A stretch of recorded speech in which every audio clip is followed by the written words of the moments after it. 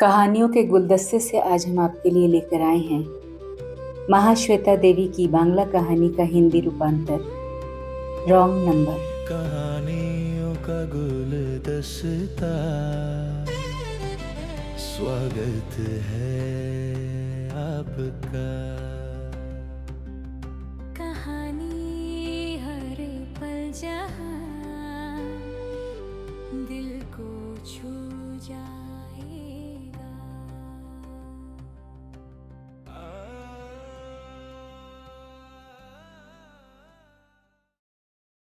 रात 1 बजे का समय। तीर्थ बाबू की नींद टूट गई।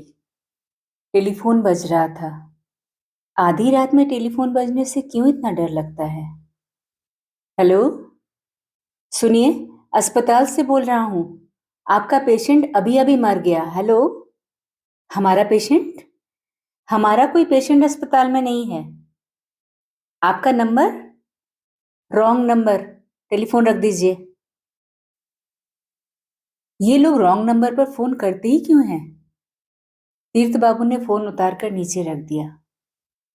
डर लगता है, बहुत डर लगता है।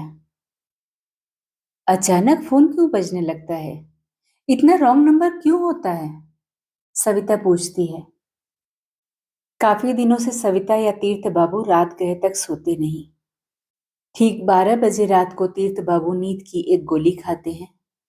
गोली खाकर आंखें मूंद कर लेट जाते हैं और चिंताओं को मन से दूर करने की चेष्टा करते हैं। कर नहीं पाते। लाख कोशिश करके भी चिंताओं को मन से हटाने में तीर्थ बाबू सफल नहीं हो पाते।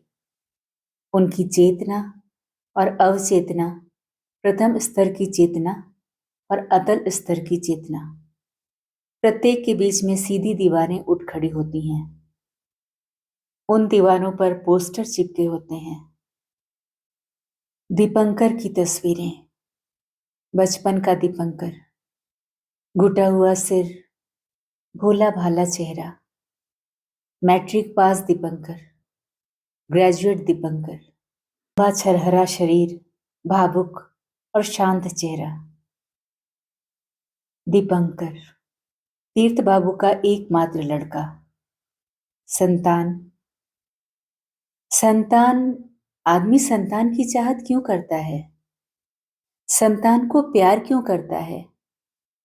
तीर्थ बाबू रोज यही एक प्रश्न अपने से करते हैं। फिर नींद आती है, गहरी, फिर भी घबराहट और आतंक में डूबी हुई नींद। लगता है सविता अभी भी नहीं सोई, इसीलिए वे पूछती हैं, किसका फोन है? रॉन्ग नंबर है। कहाँ से आया था? अस्पताल से। अस्पताल से?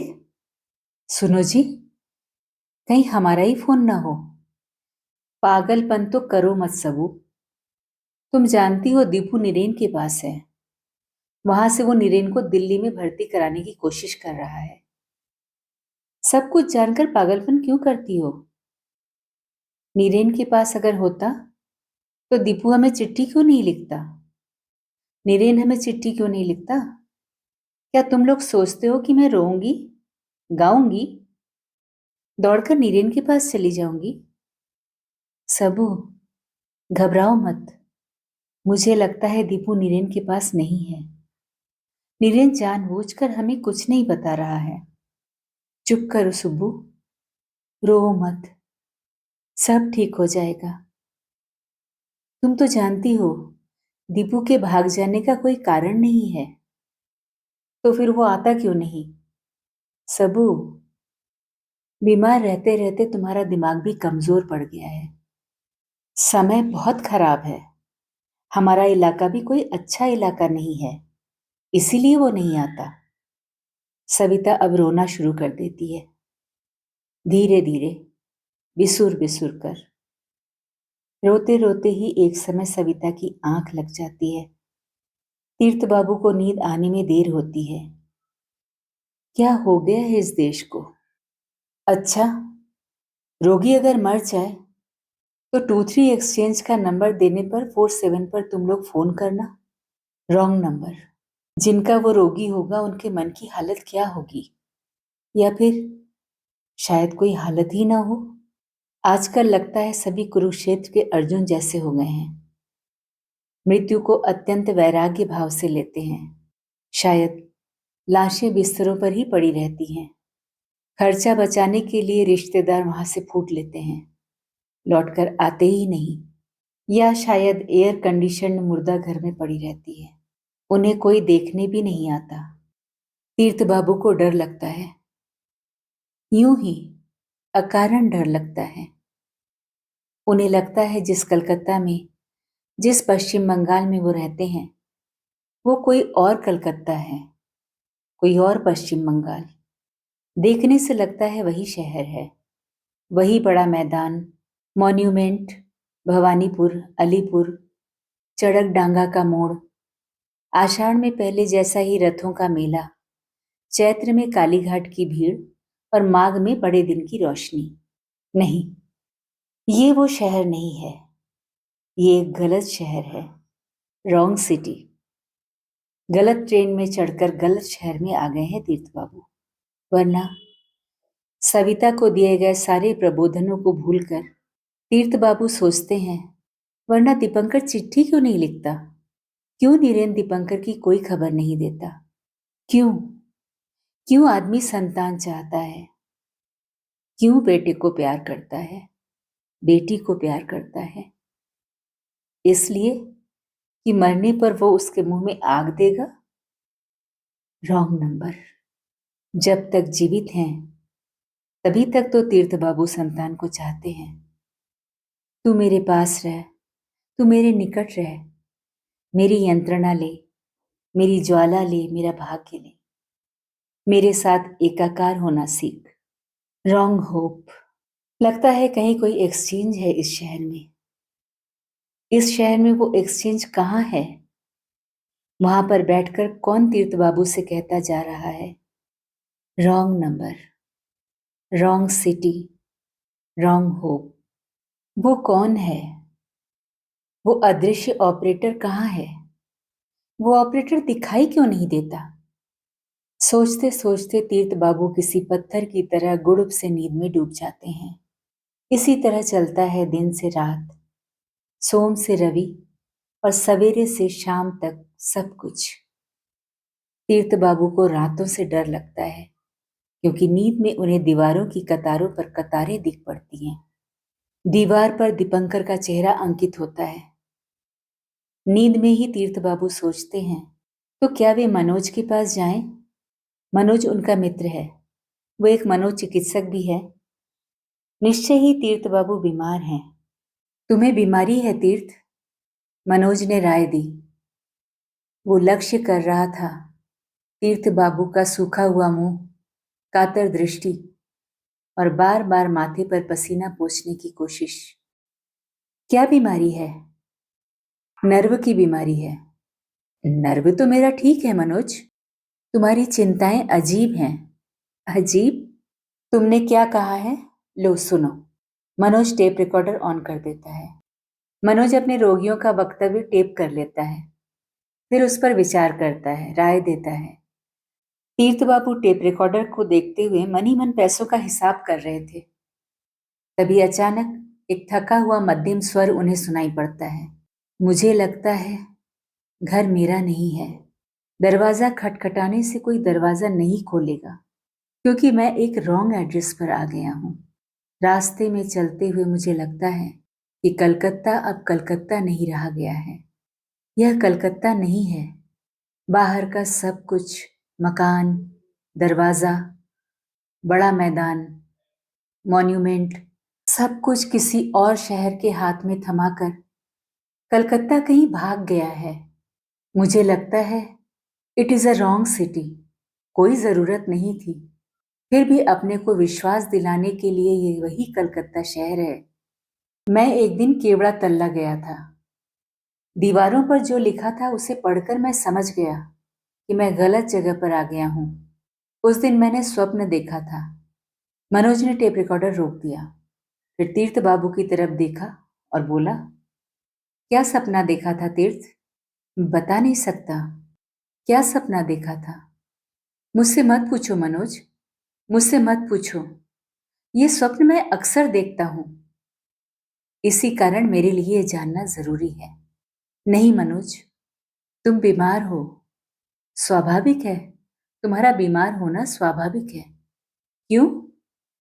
मेरे लिए बीमार होना स्वाभाविक क्यों है? तुम्हारा लड़का तो हमारा लड़का क्या घर में नहीं है? मनोज, मैं नहीं जानता तुमसे किसने बताया है। मेरा लड़का दीपंकर अपने कजिन के पास लखनऊ में है। वहां से दिल्ली पढ़ने जाएगा दीपंकर। ओ गॉड। मनोज जैसे बड़ी यंत्रणा और दुख से बोलता है। उसके सीने में से एक लंबी सांस बाहर आती है। तीर्थ को क्या हो गया है? उसके दोस्तों में सबसे ठंडे दिमाग वाला और सबसे अच्छा लड़का था तीर्थ। ओह गॉड। मनोज एक कागज पर दवा का नाम लिखता है, फिर कागज फाड़कर फेंक देता है और दवा की शीशी तीर्थ बाबू को देते हुए कहता है, इसे रात में खा लेना तीर्थ, नींद आएगी। अच्छा, लाओ दो। तीर्थ बाबू दवा की शीशी लेते हैं और बाहर आ जाते हैं। मनोज दरवाजे तक उनके साथ आता है, फिर कहता है, तुम्हारे पास बोस तो फिर नहीं गया था? नहीं। क्यों पूछ रहे हो? मैंने उसे मना किया है। तुम क्या समझते हो वो आए तो मैं उसे घर में घुसने दूंगा? बेकार में आकर सविता से आलतू फालतू बातें करता है। तीर्थ बाबू बाहर निकल आए। इस समय शाम हो रही है या सवेरा हो रहा है? सड़क पर कतारों में लोग चले जा रहे हैं। यहाँ के रास्ते एकदम फाका पड़े हैं।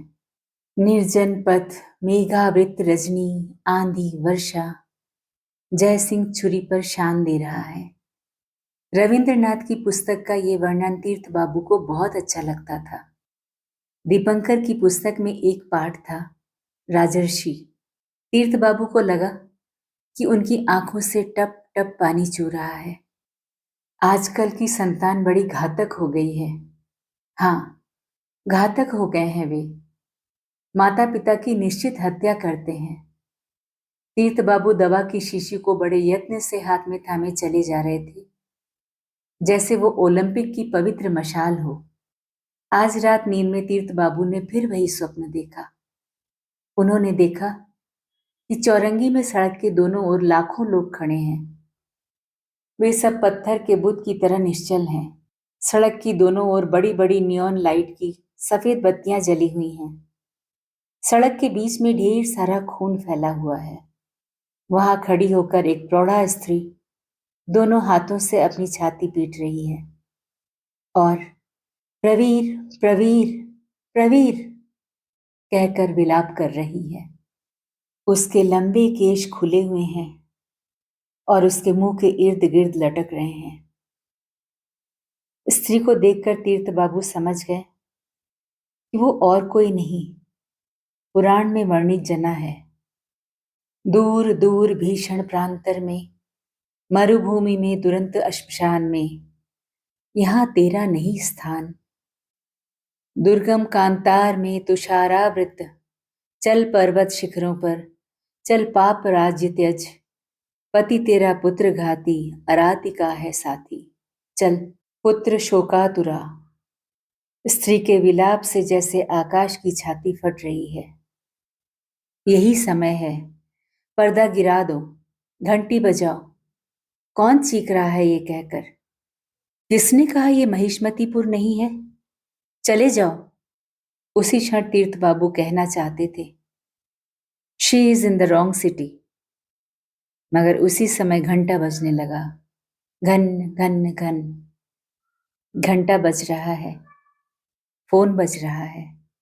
तीर्थ बाबू उठकर बैठ गए। आदमी टेलीफोन क्यों रखता है? किराया देने में जीभ बाहर निकल आती है, सांस ऊपर की ऊपर रह जाती है जब। तीर्थ बाबू ने रिसीवर उठाया। 479? ठीक यही नंबर तीर्थ बाबू के सामने रखे टेलीफोन के ऊपर लिखा है। तीर्थ बाबू ने कहा, नो, ये तीर्थंकर चटर्जी का घर नहीं है। नो तीर्थ बाबू, ये मैं हूं, बोस। हाँ, उस दिन मैंने जो कहा था। दूर रेल लाइन के पास वाले घर में। हाँ, दीपंकर की लाश, डाइड ऑफ इंजरीज। आप तो आए नहीं। Body has been cremated. Hello, सुन रहे हैं? नो। क्या ये तीर्थंकर चटर्जी का मकान नहीं है? नहीं। ये 479 नहीं है? नहीं नहीं, रॉन्ग नंबर। तीर्थ बाबू ने फोन नीचे रख दिया, फिर न जाने क्या सोचकर रिसीवर उठाकर रख दिया। उसके बाद जाकर बिस्तर पर लेट गए। फिर सपना देखना होगा। जैसे भी हो, वो सपना एक बार और देखना ही होगा। स्वप्न देखने के बाद ही तीर्थ बाबू जान पाएंगे कि किस प्रकार उन्मादिनी जना रॉन्ग सिटी से भागी थी। सपने के अलावा आज तीर्थ बाबू के पास और कुछ भी नहीं है। जागकर कलकत्ता के रास्तों पर घूमने से एक भी निकल भागने का रास्ता तीर्थ बाबू खोज नहीं पाते। अब इन्हें जना के पीछे पीछे जाना होगा। प्रवीर की मृत्यु के बाद प्रवीर के बाप को लेकर सभी लोग जब विजयोत्सव में मग्न थे, तभी अकेली जना भाग गई थी। तीर्थ बाबू को नींद आ गई। अभी आप सुन रहे थे महाश्वेता देवी की कहानी रॉन्ग नंबर। स्वर मेरा यानी जया भट्टाचार्य का था।